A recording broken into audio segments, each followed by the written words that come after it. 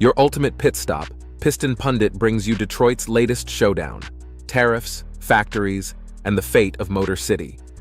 Detroit and Michigan are locked in a tug-of-war between Washington's tariff blitz and the hard math of global supply chains. Since spring, new duties on autos, steel, and aluminum have jolted costs. GM has eaten multi-billion-dollar hits and launched reshoring plans. Ford lost hundreds of millions in Q2, and Stellantis paused plants and trimmed shifts. Even Michigan's governor pleaded with Washington, just as courts struck down sweeping tariffs. What does this mean for jobs, prices, and model lineups? Let's break it down.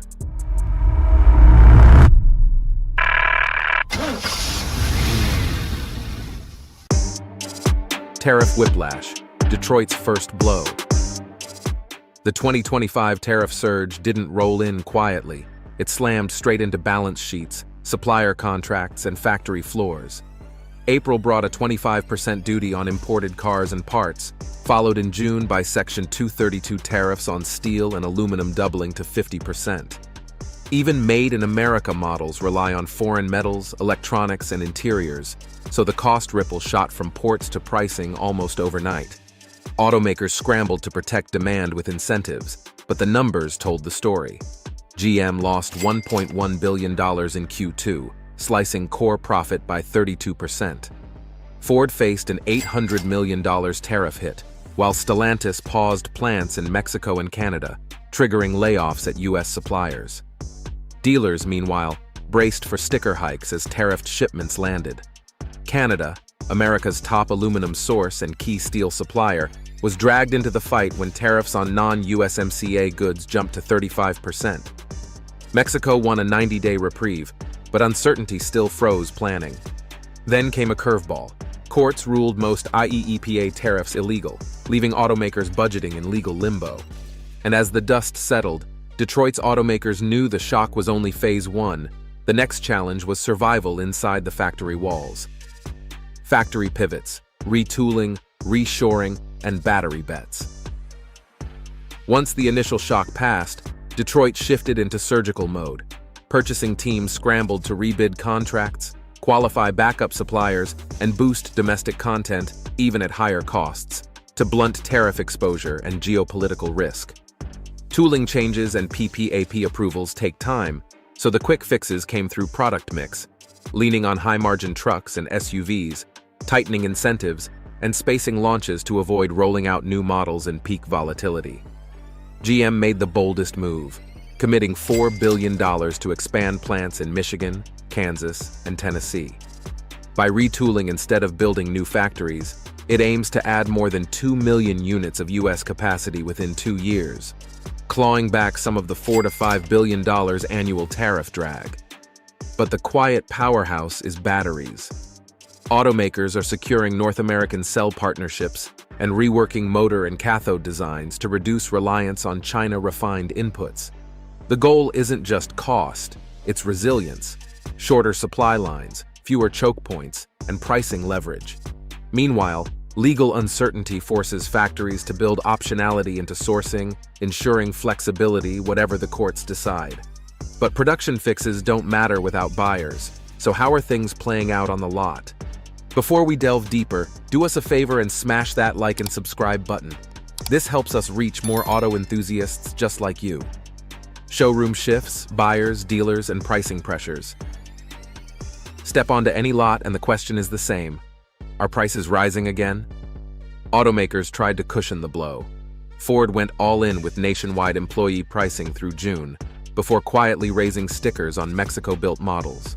Volkswagen added an import fee tucked into destination charges, while Nissan halted new U.S. orders for Mexico-built Infiniti crossovers to protect domestic allocations. Buyers, however, adapt fast.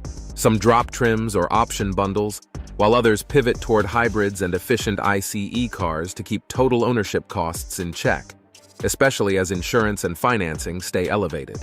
Fleet managers stretch replacement cycles rather than gamble on expensive new tech mid-chaos.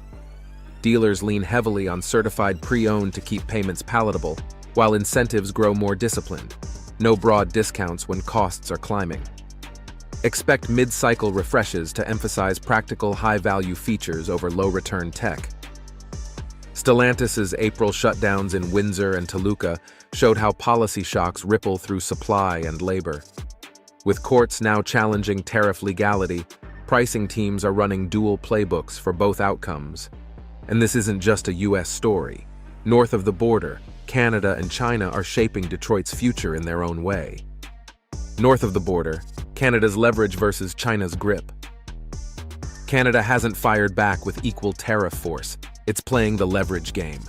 Even after Washington raised tariffs on non-USMCA Canadian goods to 35%, Ottawa still supplies most US crude and aluminum. In 2024, American refiners processed about 4.1 million barrels per day of Canadian crude, a record post-TMX expansion. That energy and materials dependence buys Canada room to prioritize mining approvals and domestic refining for critical minerals like nickel, lithium, cobalt, and rare earths, rather than wasting ammunition on tit-for-tat retaliation. China, meanwhile, remains the upstream wildcard. US-built cars still rely on refined Chinese inputs, rare earth magnets, alloys, battery precursors. Export curbs or slow-roll tactics can inflate costs and delay production regardless of tariff schedules. That's why policymakers are backing North American processing, and automakers are engineering workarounds. Motors needing fewer rare earths, diversified cathode chemistries, and modular BOMs. The near-term play is risk-splitting suppliers and routes. The medium term is industrial coordination with Canada, and the long-term hedge is design. Vehicles less vulnerable to single-country choke points. With global leverage and local costs colliding, the big question becomes, what do the next 24 months really hold? 2 years ahead: jobs, pricing, and product mix. Detroit faces a decisive 2-year stretch. In the most likely path, tariffs persist in some form, but courts or carve-outs ease the pressure. Automakers will pass part of the added costs to buyers, especially on import-heavy models, while accelerating reshoring plans. Average transaction prices stay firm, incentives remain targeted, and slimmer entry trims keep monthly payments manageable. Dealers lean more on certified pre-owned to preserve affordability. Employment stays uneven, reduced overtime and pauses balanced by hiring tied to retooling and battery supply growth. GM's $4 billion US expansion underpins this steady-state course. An upside scenario brings policy relief for critical inputs, lowering costs and stabilizing pricing. Automakers could pull forward launches, hybrids and PHEVs would scale faster, and suppliers gain visibility, helping jobs stabilize sooner. The downside case sees tariffs broaden or China tighten exports. Prices spike, features are stripped, and the market tilts toward high-margin trucks and SUVs. Entry-level cars shrink, leasing grows essential, and layoffs rise until new US capacity arrives. Hovering above all, the appeals court ruling, leaving flexibility the ultimate survival tool. Which leads us to the final verdict. What's Detroit's winning playbook? Verdict: Detroit's high-stakes crossroads. Detroit can't control tariff wins, but it can control readiness. The winning playbook is clear: flexible manufacturing, diversified sourcing, and disciplined product strategy. Reshoring must stay on track. North American battery cells and materials need to be locked in, and designs should engineer out reliance on single-country choke points.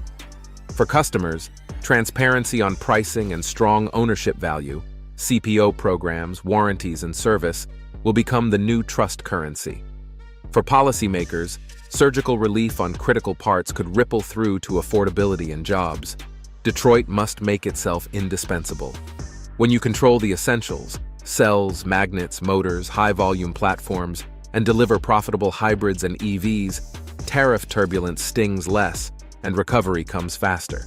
Detroit has rebuilt before, and it can again, this time with fewer weak links, stronger home field supply, and vehicles designed to thrive under any policy weather.